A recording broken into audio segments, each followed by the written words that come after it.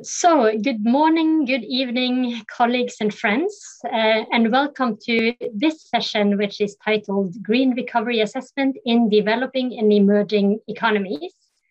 And we are, of course, here thanks to the powerful convening power of the Green Economy Coalition. So, thank you very much to Oliver Greenfield and his great team at the Green Economy Coalition. My name is Ingrid Solvang, and I'm the Deputy Director and Head of Climate Action and Inclusive Development at the Global Green Growth Institute's headquarters in Seoul, South Korea. And it's an honor to moderate this session today. So just to give a bit of a background to this, of course, since COVID hit us in 2020, GGGI and our peer institutions have engaged to understand how the green growth transitions are impacted by COVID, the pandemic, and our response to the pandemic. And I think it's been very much a fundamental question about how the pandemic links to our, as in the human species, ability to face the multiple sustainability crises that we are faced with. And perhaps ever optimistic, COVID recovery has been made somewhat equal to stimulus and flows of finance. And we as green growth and green economy institutions, we often speak about the pandemic as an opportunity. And we speak about the opportunities that are presenting themselves in terms of climate action and green transitions.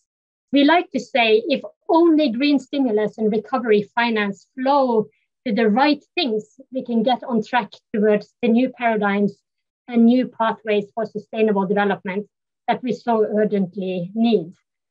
It is, however, also well understood that developed and developing nations are differently positioned in the opportunity to mobilize recovery packages, not to mention green recovery packages, which impact the policy options of developing countries both in the short and the long term.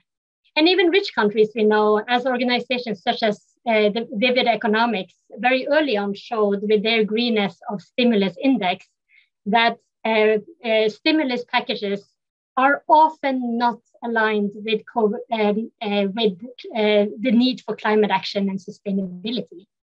So the risks are several, of course, and they include a crisis that could come from countries' different abilities to meet the pandemic, which could exacerbate the disparities between developing and developed countries, and also lacking and missed opportunities that the COVID response could slow down rather than accelerate the much required ambitions on climate and sustainability. So in this session, we shall dive into the work that GGGI has done in partnership with Vivid Economics in the development of an assessment tool for understanding green stimulus packages in developing and emerging economies.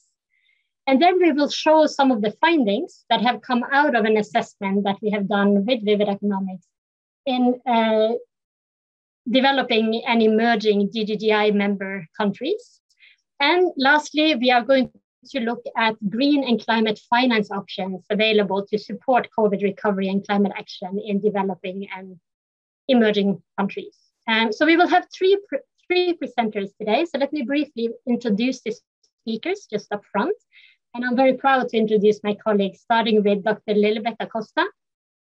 She is GGGI's Green Growth Performance Management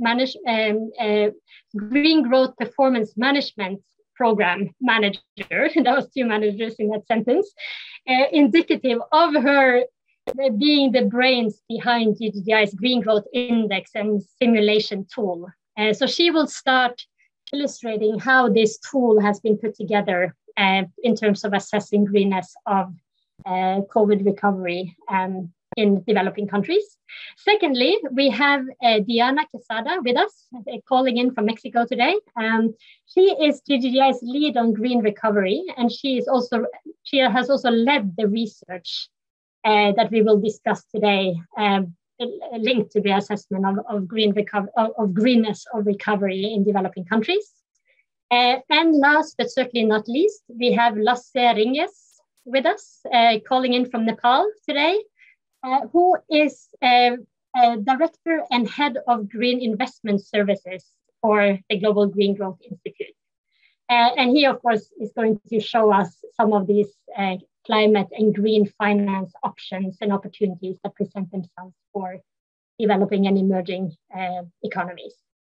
So I think with that, perhaps no further ado, I'm very pleased to hand over to Lilibet for the first presentation. Thank you. Lilibet. And just maybe just one thing before that, please, if you have any questions along the way or any comments to the presentation, feel free to leave them in the chat and we will try to address them as we go. Thank you very much. Lilibet. Thank you very much, Ingvild, for the introduction. So can you see my screen now? Can you also hear me well? Yes, we can see it. Very well. All good, Lilibet. Thank you very much. So I will introduce to you the tool that we have used to assess the greenness of recovery measures in the GGI member countries. And this is the outline of my presentation. I would also like to give you first introduction on the different recovery assessment tools available at GGI. And then briefly introduce to you the Vivid Economics Greenness of Stimulus Index, which is actually the basis or the starting point of developing the GGI's Green Recovery Index. So we have worked very closely with Vivid Economics on applying a methodology for assessing the greenness of measures in developing countries, particularly for the GGI countries. So I will introduce to you the steps that we use for Green Recovery Index. And if there will be some time, I will illustrate some of the results. But this will also be the focus of the presentation of Diana. So I think I will focus more on the number 3 in my outline. Okay, so let's start with the GGI Green Recovery Assessment Tools, just to give you a very brief background on what we have in our toolbox. So this is we call CAID Toolbox because this is mainly developed by the unit headed by Ingvild, which is called Climate Action and Inclusive Development. So we have what we call Employment and Economic Assessment Model, Green Economy Model, Green Growth Index and Simulation Tool, and Green Recovery Index. I will focus on the Green Growth Index and Green Recovery Index in my presentation, which Diana will also call Sustainable Recovery Index later in terms of the GRI. I will be adding the discussion on Green Growth Index because this is integrated in the methodology for the Green Recovery Index. But let me give you a very brief explanation on what these different tools are doing. So the Employment and Economic Assessment Model is a very intensive input and output model to assess the greenness of employment, or what are the jobs created through various measures. We have also applied this in the assessment of green recovery, but the focus of the presentation of mine and also from Diana is on the results of Green Recovery Index. We also have what we call Green Economy Model, and this is mainly providing scenarios for economics and demographic side. For the Green Growth Index, which will be part of the Green Recovery Index, this is consisting of 4 dimensions: efficient and sustainable resource use, green economic opportunity, social inclusion, and natural capital protection. So we keep on updating this index in participation of many experts, international experts, including all, of course, the Green Economy Coalition. And we have for now about 40 indicators, and 70% of these indicators are from SDGs. And we also benchmark these indicators against the SDG targets. And linked to this Green Growth Index is what we call Green Growth Simulation Tool, or GGSIM, because the output of the GGSIM includes the SDGs indicators. So we call it a tool to assess the co-benefits of SDGs. This can also be used to assess the recovery measures because the model inputs for this tool are policy measures. It can be green investments or policy incentives. And we are applying this in a few countries as well. But due to time constraints, we are not also including this in our presentation today. So the focus of the presentation will be on Green Recovery Index, as well as the Green Growth Index, because the one important part of the Green Recovery Index is baselining the performance in terms of the green growth performance. Okay, but before I go to the Green Recovery Index discussion, let me introduce to you the Vivid Economics Greenness of Stimulus Index.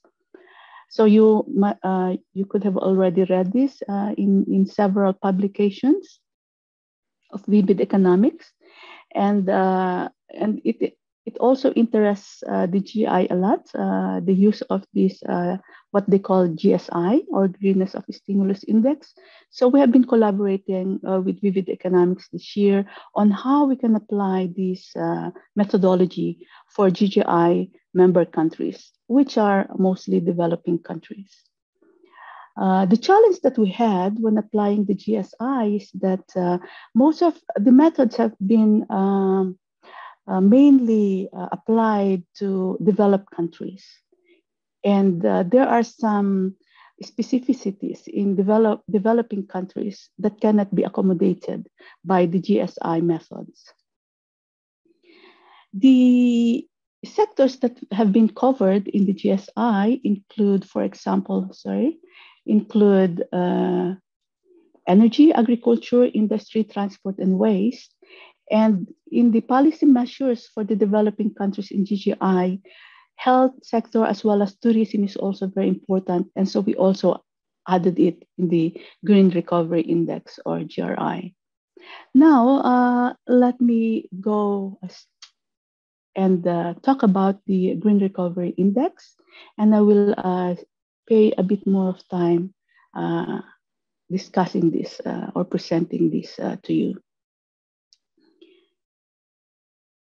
So what you see on the left side is the very detailed step-by-step methodology for the GRI, which include building the database, tagging of the policy measures,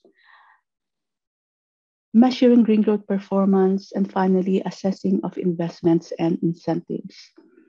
So as I said, we have changed or modified the GSI methods in order to consider the different policy measures for developing countries. This include, for example, investments versus policy incentives, because many of the policy measures for recovery in developing countries are not really investments. They are mostly policy incentives where you don't find any amount attached to them. So when we call investments, they should have some dollar amount or currency amount in order to assess their coverage. But for policy intensive, here we have a bit of constraint because there are no coverage in terms of USD dollar amount. So we have to count the number of incentives provided for these policy measures.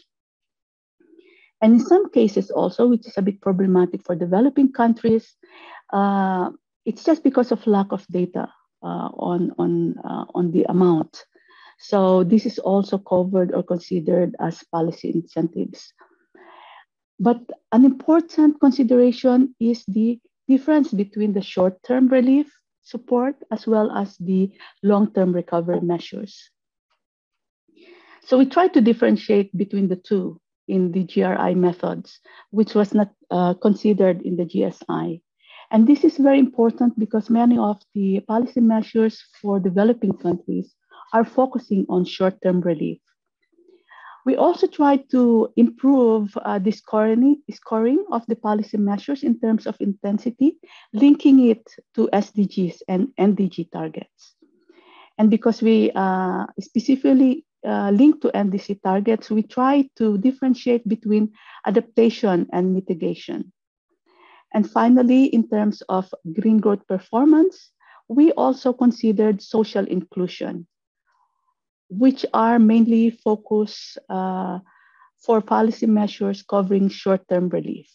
By including social inclusion, we are able to consider the policy measures on food, livelihood, employment, and health security. And these policy measures are very important in creating enabling environment for long-term recovery measures. So let us go to the first step, which is building the database. So many of this information comes from the online sources. What you see here is an example of database for India, where you see some of them are uncosted. And this is what we call policy incentives. And you see there are numbers on the right side. The first one is the billions rupee equivalent, and then the last column will be the equivalent in US dollars. So these are the countries that we have considered in the analysis, about 21 countries, and we also considered the OECS as a region. So what you see now in terms of the database is that we differentiate the investment for policy incentives. And I would like to go back to this in the next slides. Okay, so what you see here now are the steps for tagging the policy measures. And here we also develop a new tagging criteria in order to really make the criteria suitable for the policy measures of developing countries. So first, as I said, we considered scoring or ways of differentiating short-term and long-term, where the long-term is giving more scores. And then we also have different scoring for policy incentives, which didn't have a dollar amount. So it depends on the coverage of the policy in terms of sectors, number of sectors, whether it covers a large part of the population or which part of the economy. But the main difference in our methods with the GSI is in terms of scoring the investment and policy incentives on their intensity of impacts. So whether it's positive or negative. And it is based, as I said, on the SDG indicators as well as the NDCs. So the highest score of 3 on the policy measures are given only if if the policy measures are really impacting the climate or nature or both. If they're only focusing on social aspects, we will only give them a score of 1 or 2, depending on the number of indicators on SDGs and their alignment to NDC. And then, of course, the negative values will depend on their impact, also on the SDGs and on the alignment with NDC. So what this tagging is doing is actually creating a score for policy indicators, which we call B2. Okay, so I just would like you to remember the term B2, which is equivalent to the policy indicators. Now let's go to the next step, which is the development of the score, which we call B1, which will be added to the step 4 in addition to the B2. Okay, so let's check what's the difference between Vivid's economics GSI and GI's GRI methods. Vivid economics use the Environmental Performance Index, Climate Change Performance Index, as well as Climate Change Tracker to baseline the performance. Why is it important to baseline the performance? This is serve as a pull down or pull up for the policy indicators. If the policy indicators, for example, for a particular country has a very high score, but actually they are performing very badly in terms of green growth performance, then that policy indicator score will be pulled down a bit. In contrast, even if a country has a policy measured which has a very low B2 score, it can be pushed up if that country is actually already performing well in terms of green growth performance. So because I will ask you to wrap up in a couple of minutes. Thank you. Okay, thank you very much. And because of some of the issues on applying these indices, we have used our own Green Growth Index to do that. And that is to consider a larger number of countries and also to consider the link to SDG indicators. Now, finally, the fourth method is in terms of actually measuring the greenness of the policy measures. So here, the important difference is that while Vivid Economics combined the investment and policy incentives, we differentiate between them. So we have a sub-index for investment and policy incentives, and then we combine them at the end to have a full green recovery index. And so the presentation of Diana later will also present to you the different index for investments and policy incentives. And so with this, actually, I will already be wrapping up my presentation because these results that you will see here will also be presented in different form by Diana. But what just would like to highlight is that the results of the GRI will give you information on climate, nature, and social aspect or dimensions and differentiating between investment and policy incentives. And then also the result will differentiate between adaptation and mitigation. And we will also be able to show you the different recovery index for different sectors, including health, tourism. And with this, I would like to thank you on behalf of the team, Jeremiah Ross and Ruben, and of course, Diana. Thank you very much for your attention. Thank you so much, Lilibet. It's always very inspiring to listen to your presentations and to every time understand new layers of the complexities of your models there. There is a question for you in the chat, Lilibet. So if you want to, you can type your response there and hopefully we can circle back to you a bit later for additional questions or comments. Now I would like to hand over to Diana, who is going to speak about the results of the assessments and the gaps and opportunities that we identified. Please, Diana, the floor is yours. Thank you. So as mentioned by Ingvild and Lilibet, I'm going to present the results of this assessment based on using GGI's Green Recovery Index. So this assessment was done along this year. We engaged highly with all the countries that we assessed. And I would like to give you, first of all, the main messages of our studies. First of all, we found out that the recovery measures in all GGI members try to support the achievement of the SDGs, but they do not necessarily prioritize green investments or green incentives. And we can see that because overall the average of announced spending per country that has a positive environmental impact, it's around 11%. And in some countries, they reach to very little, even 2%. The second point that we identified is that across GGI members, they are not doing enough to shift to a green development trajectory based on their green recovery initiatives. For example, some of the assessed countries like India, Indonesia, Mexico, and Mongolia still have high carbon intensity incentives. Some of the least developed countries are also among the worst performers in the index, basically because they have insufficient social incentives to support a long-term transition. and developing long-term resilience.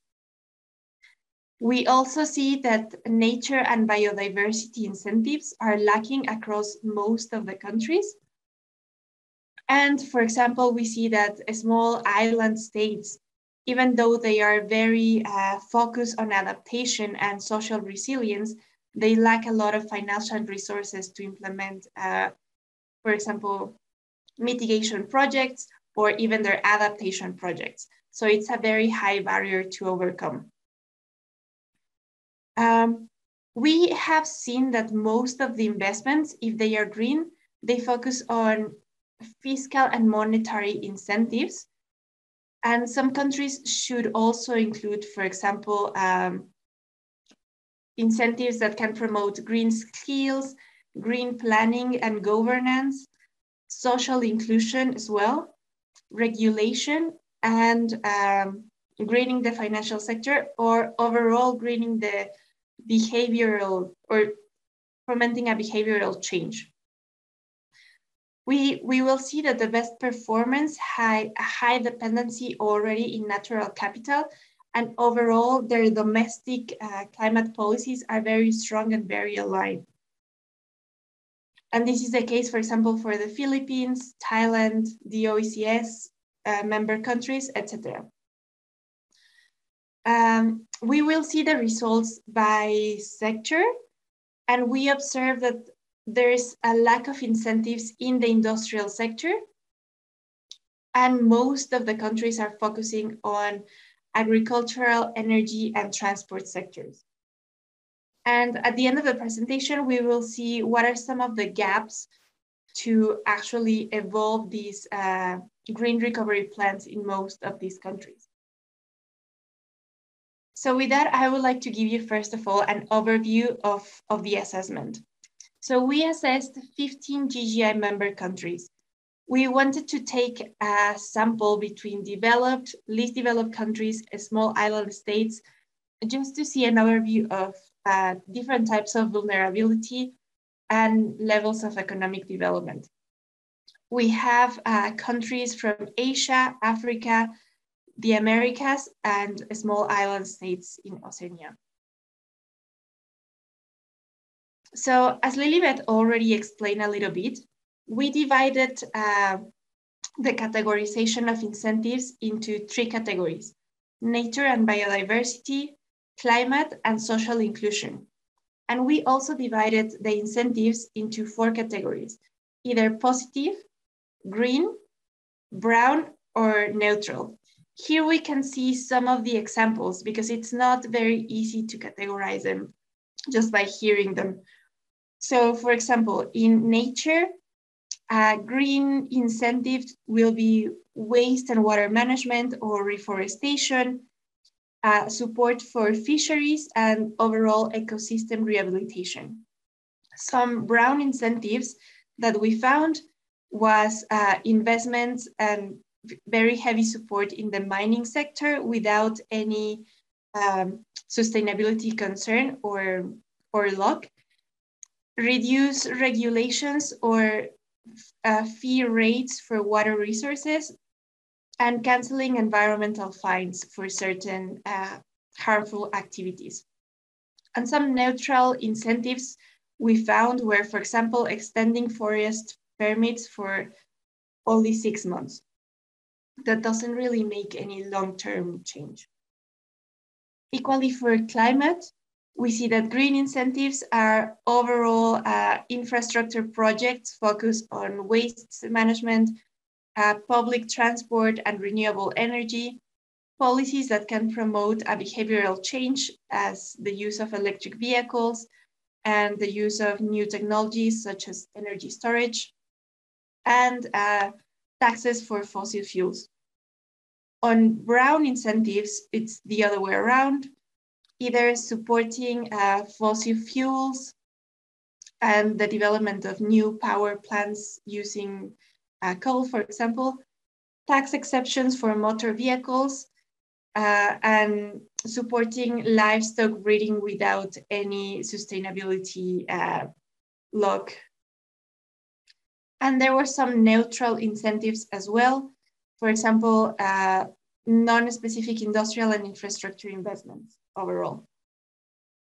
For the social inclusive incentives, we put here all the incentives regarding health and education spending, all the cash transfers to vulnerable population, all the social housing support. Green incentives, we mostly categorize support to green SMEs, small farmers, and local value chain development, and overall sanitation work. Brown incentives were a utility task for businesses, and on neutral incentives, we put here most of the debt relief measures, either personal loans or SMEs, and all the monetary regulations of the country. So what can we see here? So as I mentioned before, on average, at least 60% of the announced stimulus that has a cost related to them will promote the achievement of SDG targets, meaning they have a positive spending. However, when we see these into how much they will have a positive environmental impact, so green spending, the results changes quite a lot. And the average is 11%, but we can see that, for example, the OECD has a very high amount of green spending, basically because they are focusing a lot of adaptation. But some of the countries like Mexico or Mongolia or Vietnam, they can reduce this percentage up to 2% or 3%. So they differ quite a lot between developing countries, but overall, the green spending, it's quite low.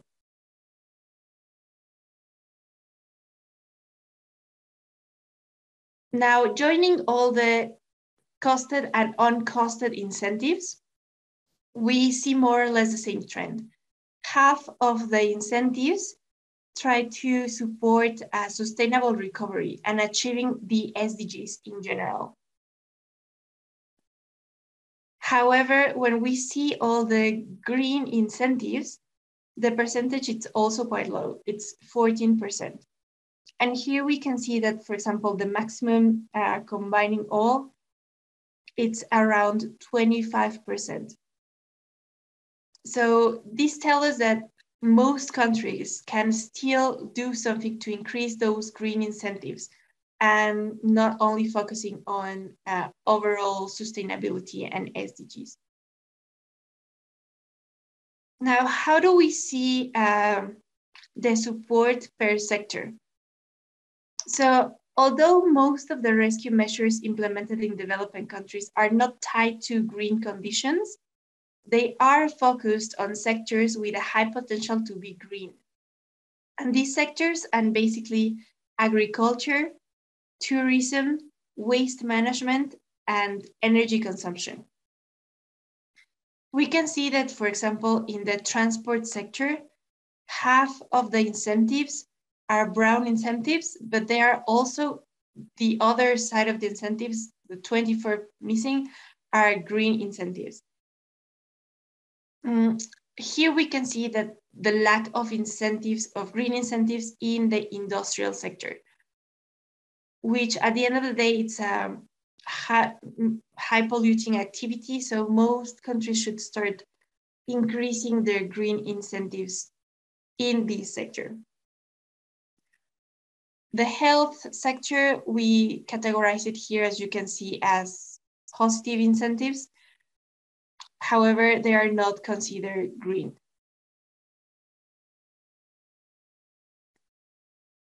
And on the category of others, we can see all the SMEs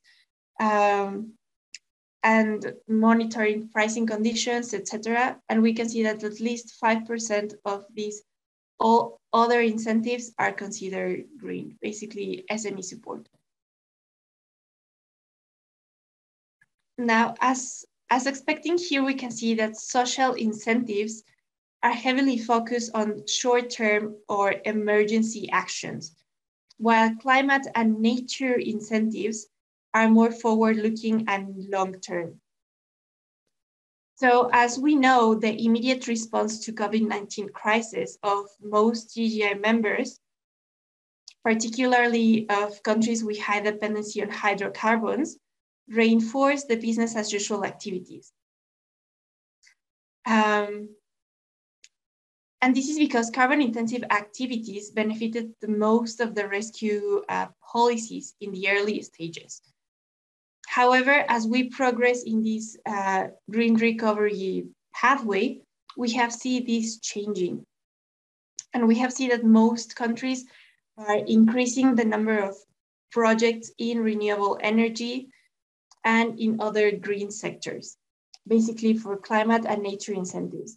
But as we can see, those projects are long-term projects, basically having or respecting the NDC timeline even to 2030 or even the net zero timeline to 2050.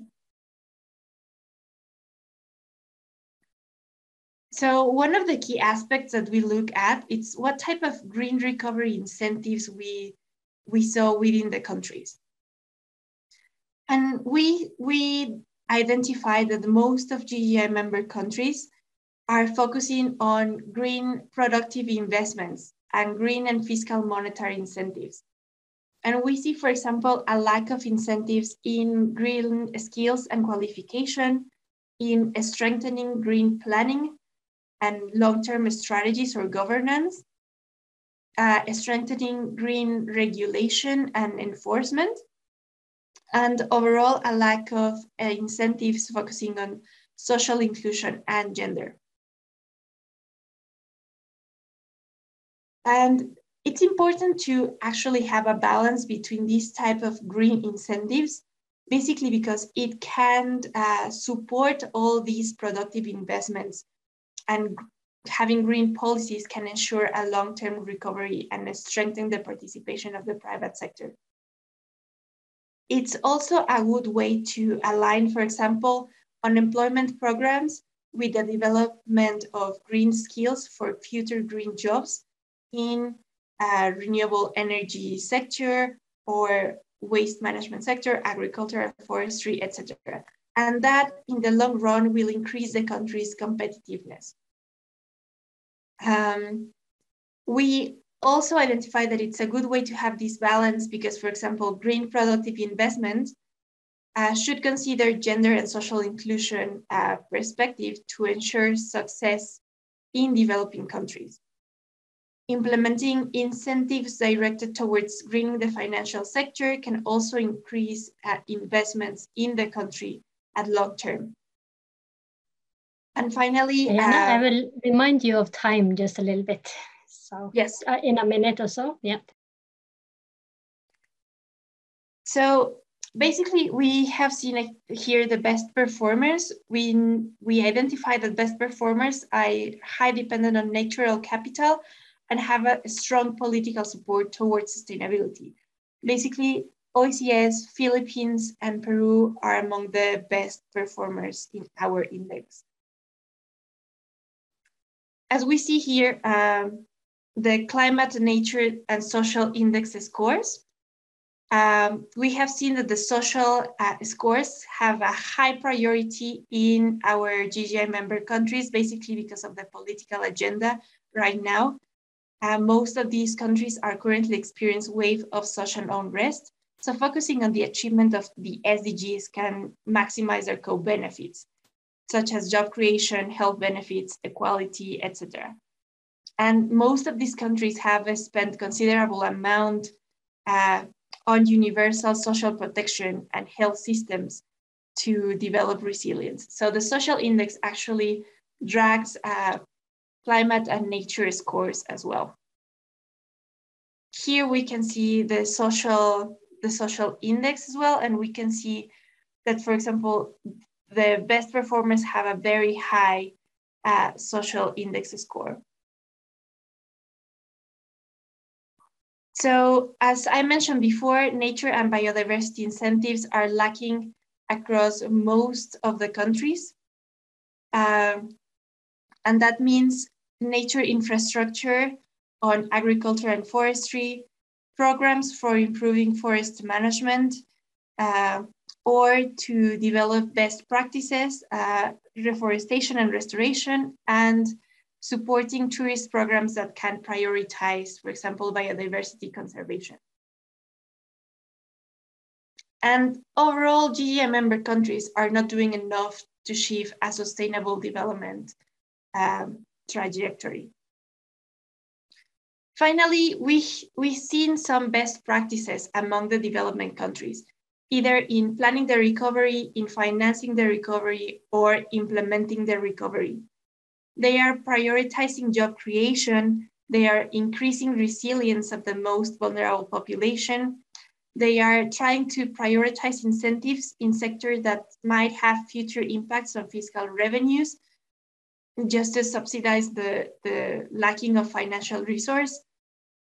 And they are creating technical groups specifically for guiding this green recovery. Based on those best practices and everything that we have observed, we can identify 6 key actions to close the gaps on green recovery. Basically increasing recovery incentives to natural capital and biodiversity, diversifying the type of green recovery incentives to green skills, green policies, etc.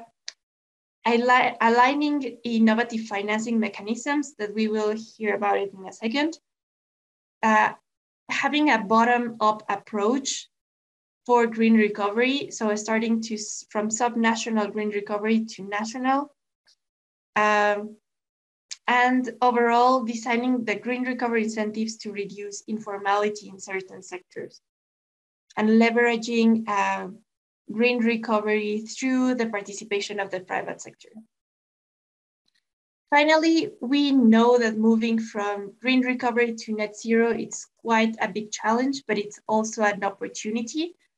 And to do this, countries should focus on addressing unemployment, poverty, inequality, and disparities. And we found certain actions that countries can actually do or implement right now to move to net zero, either implementing green policies for skilling or green jobs, complementing mitigation incentives with adaptation overall.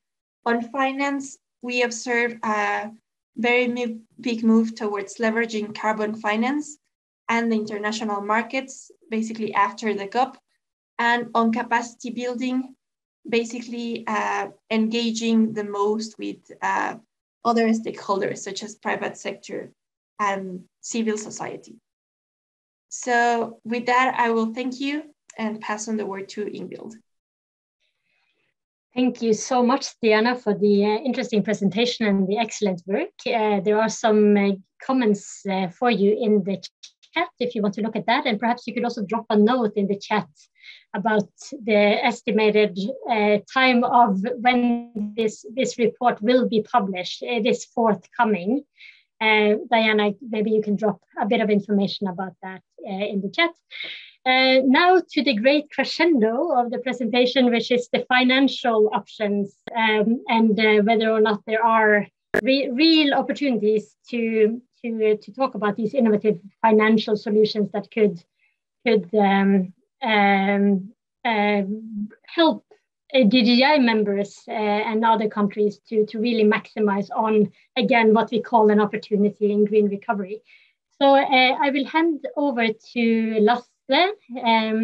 I see a message from Oliver that we can run over time with a few minutes. So if that is confirmed, Lasse, you have the originally planned allotted time for your presentation. So Lasse, please go ahead. Thank you very much, Ingvild, and thanks to my co-presenters. I think there will be a little bit of shift of focus here, but I'll try to weave in what I've heard from my colleagues. The focus here is more on GGI's investment mobilization work.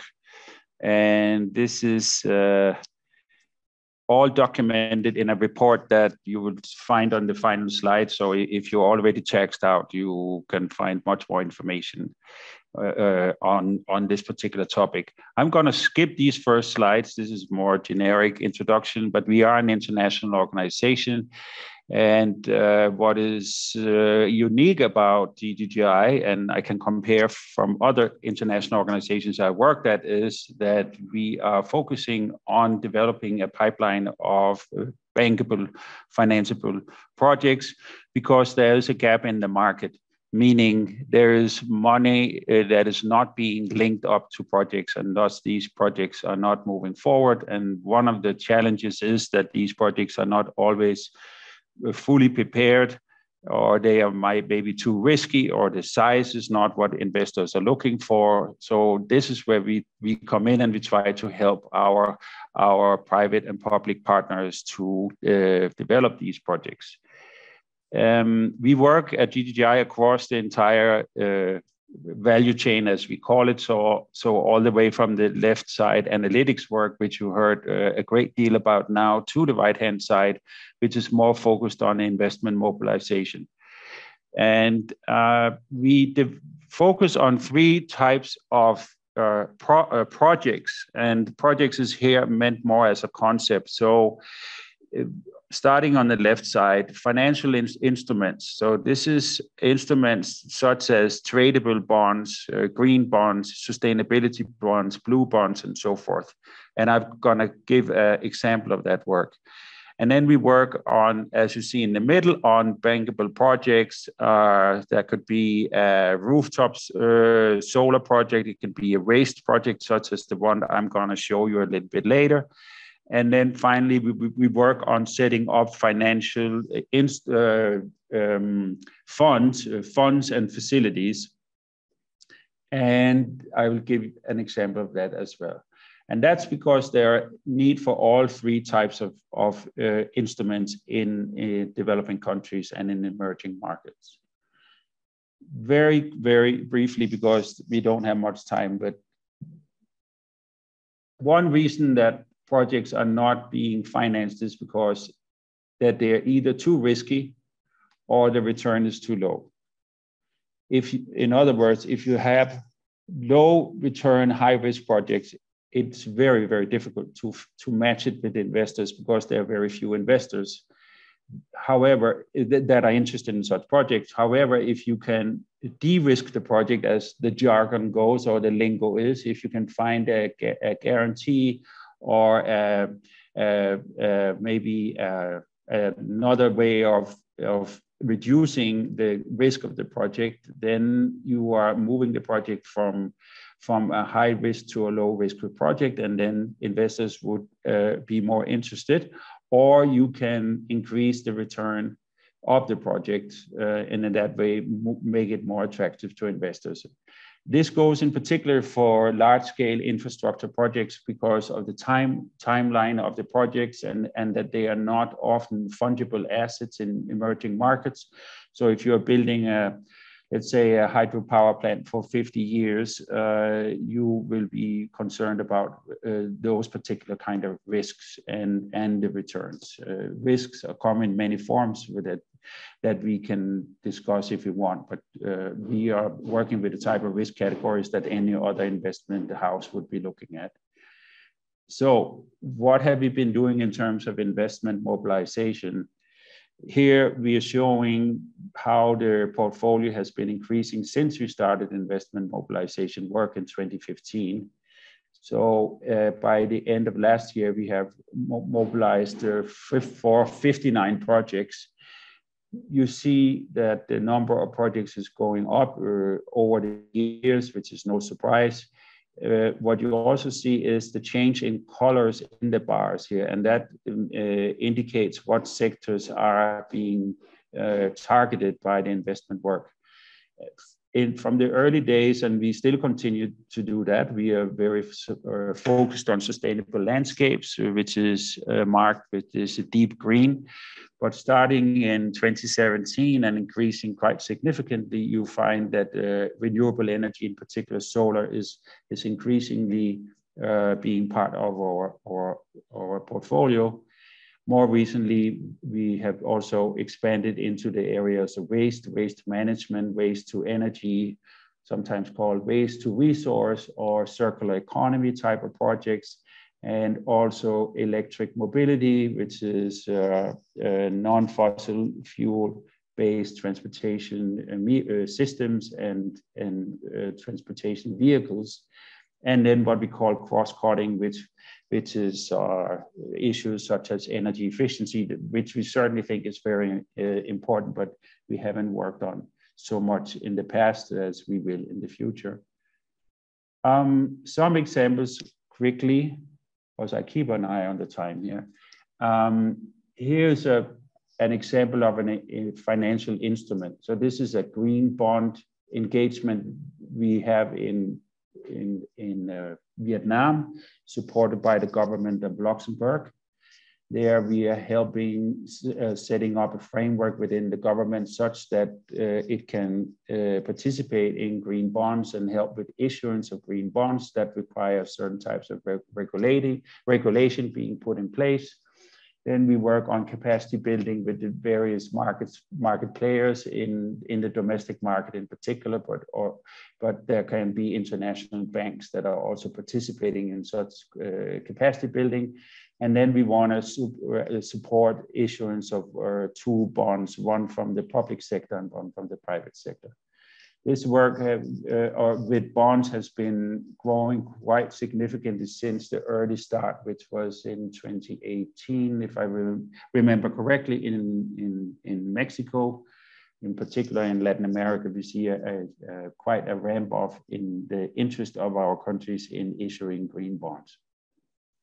Here is an example of a project. So that's another financial instrument. So this is the waste management project from Vietnam. It's the first such project of its kind in Vietnam. So it's very innovative in that sense. What we helped with was organizing the financing of the project. So we brought in what was needed in terms of debt to reach the target of 58 million. We had a private equity already mobilized in Vietnam that was fully engaged in the project, but they did not have access to international concessional finance, and that's what we helped the company with. This is a project that we hope can also pave the way for other such projects in Vietnam and in other countries. So this is also a good example of the kind of engagement that DGI can offer, where we really help our clients to navigate or to find their way through the landscape of climate finance and concessional finance. I'll show a slide, and you see there are very many different players in this space, and this is one of our value adds that we can help our clients understanding and being successful in that market. Here is an example of a fund that we worked on in Mongolia. It took quite a while, actually. It took more than 4 years to develop this. This is a fund that will help, we hope, reduce the very, very serious air pollution problems in Mongolia due to all the coal-based heating and cooking in the residential and the industrial sector. We helped on many different fronts in this project, worked with the government. We brought investors in various ones such as Asian Development Bank, Asia Infrastructure Investment Bank. We brought the GCF, which if you have time and you look carefully, you can see the GCF, the Green Climate Fund, which is the world's biggest green fund that is helping to implement the Paris Agreement. We brought in equity and debt and some grants from the GCF. So these were just some quick examples of the 3 types of instruments that I mentioned that we work on. We also work on other things, and for sure. And one area is with green entrepreneurs. and to stimulate startup companies. We have different approaches where we help incubate or accelerate small companies. This is a project that is still in the development phase that would be in South Asia, but we have such other projects in the Pacific and also in the Caribbean. In some cases, we do provide grants and sometimes repayable grants to startups. If they can afford so, then they will pay back the grants and we can recycle those funds into other startup companies. Here is a slide that shows that we have quite broad experience working with investors. As I mentioned, there are very many different types of investors. And sometimes it's a bit overwhelming for a particular company or also a government to find out which is the best investor to bring my project in front of. So there are more than 10 different types of investors, as you can see here: private companies, development agencies, international climate funds, local funds, and multilateral development banks. I mentioned a couple of those already: local private banks and local public banks. What we list here is the type of investments that they have been providing. On the right-hand side, you will see results-based financing. It has been the biggest bucket of funds that we have mobilized. These types of funds come in particular from international climate funds. And we also have, and from development agencies, COICA, DENIDA, SIDA. There are very many of such agencies that are providing grants, and sometimes in the form of results-based agreements where grants will be paid when pre-agreed milestones have been reached.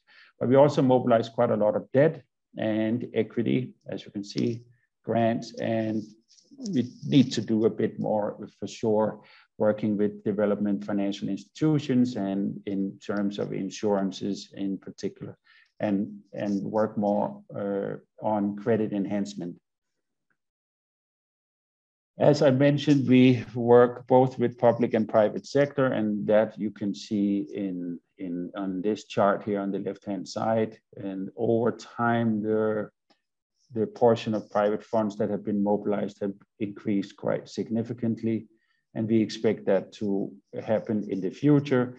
It's also in line with international aspirations, going back to as early as 2009 in Copenhagen. There you find the 1 billion target that should be mobilized annually for the global south from the public and the private sector jointly. So we see that reflected also in the portfolio that we have mobilized.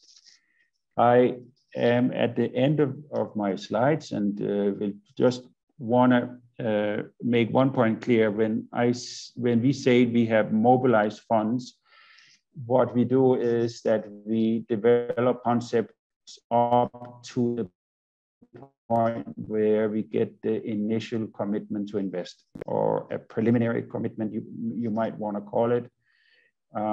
And so at that point, there is no firm commitment to invest in the project, but we have brought it in front of investors and funds and asset managers, energy companies, and so forth, that will then take the project forward. And we have seen that this is a successful model. We have looked into, of course, if our projects move on from when we make our exit, which is at the point that we get the initial commitment, and the vast majority of our projects are moving forward then, because we have been able to demonstrate that there is a real investment opportunity.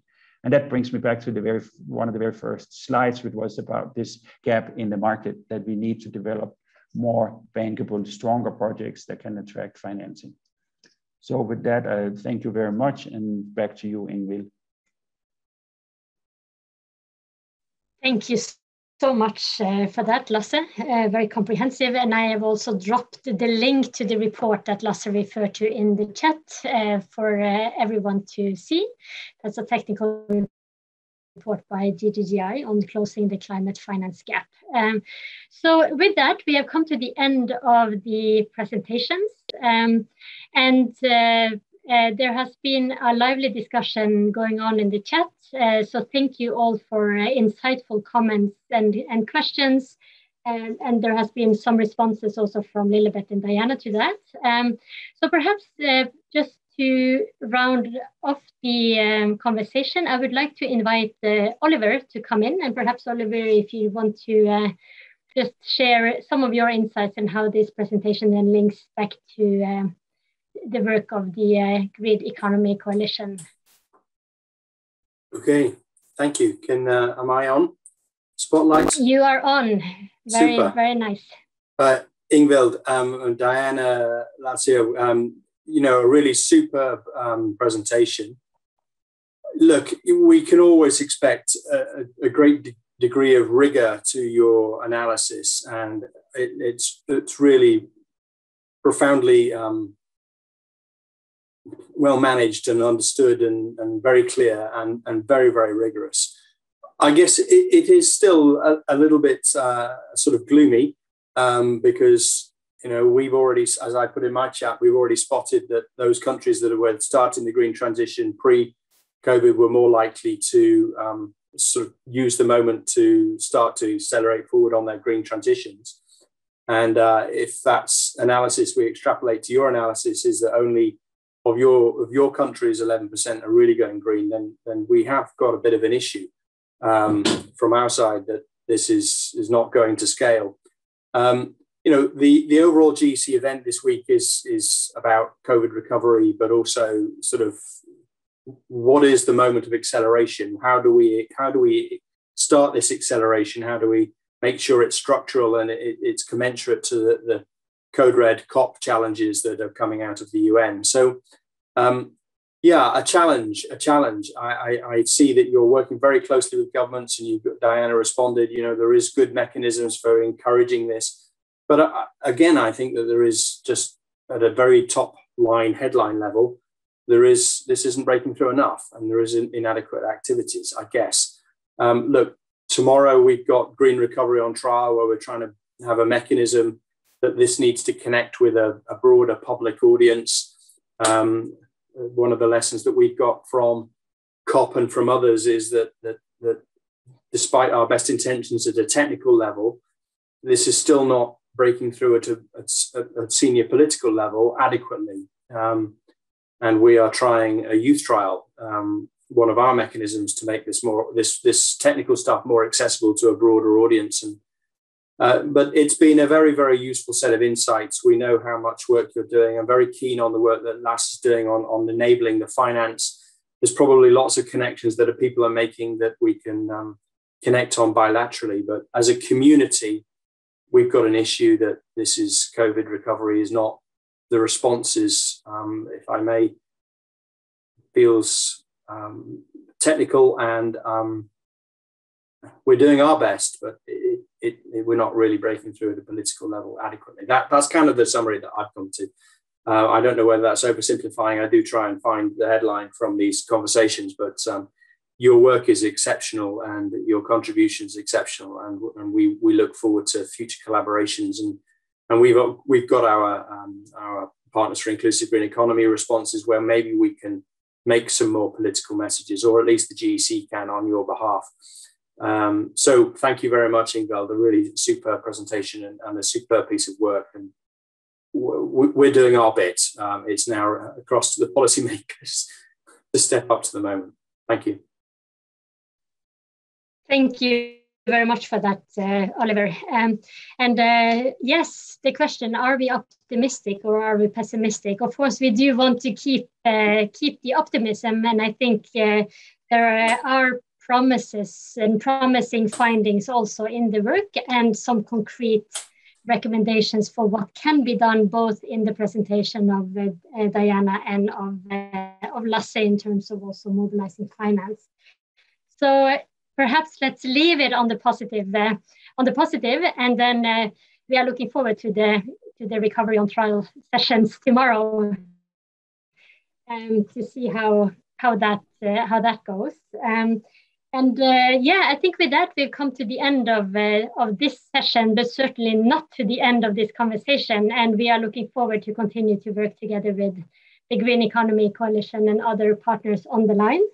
A final nod again to Vivid Economics for partnership in this research. Unfortunately, they were not able to join us presenting today, but great partnership all around. So on behalf of GGGI, I wish you all the best with the following sessions. And thank you very much for the invitation to have us come here.